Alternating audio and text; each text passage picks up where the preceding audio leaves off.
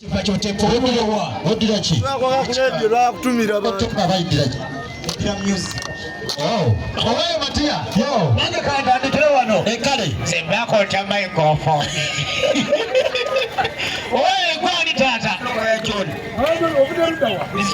obude bizitawuni chacha kulesewa radio kundokesa mpira radio obude yo muntu wabulicho chichicho kimanyiko kuyemiza nnyo emizanyo kibyogamba byomanyiko Toza tuyali kimuliza eseko sako tubire abantu tubasa tugende tubira sala omena simbi sala kitakaze toza wawa chawagonya village sabira kama gisuna mukama usuna ya kwa boda boda musuzo abime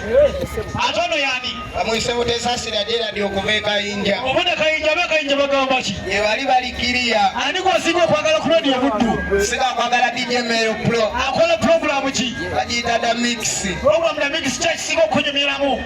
siko kunyumiramu Kachimanyi mix ya muziki kale mama yegwani jawano ani Frango matofauliza radio bundu wanji kicho singo kwagala ku radio bundu Franka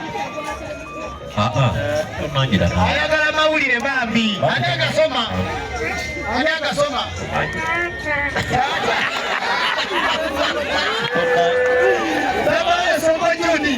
Ndoza siwa chini Kala katweyongeleyo Yatabala yoka nayo Zemba konja microphone Owange Ane umlala Ndiyo no Soma amanya kwani Kaya vula Steven Ovude rudawa Ndegeya Abantu wendegeya bagambaji Nani yo mwana wangaliwa Wanji Karungi se Chichicho singo kwa gala kuredi wa hudu Agafe mwebele Kama sawa meka Sawa sata Chichicho singo kuingira kwa gafe mwebele Beji nyosa pikoga Wao Kale tuyanziza Aliwo mwana agamete agala mawulire ku radio hudu asiyoyo Aise wano bwati nagenda Aliwo mwana Dangu wanogwe mache Aliwo mandai Ambuzeeko Aliwo asiye yetali wana kagenze asiye yetali usiye Babala ikabaka Kaniyo baba omukulu ono sebo fudewa Mvunde Rwengo Talise ono goba ku radio ayito mutegesika kwa nyimuzo okuva Rwengo yoyo era budde bonna tudda Rwengo mu kisawe Jackie Patwa TV tuli Rwengo mu kisawe ebyemizanyo bitegera bulungi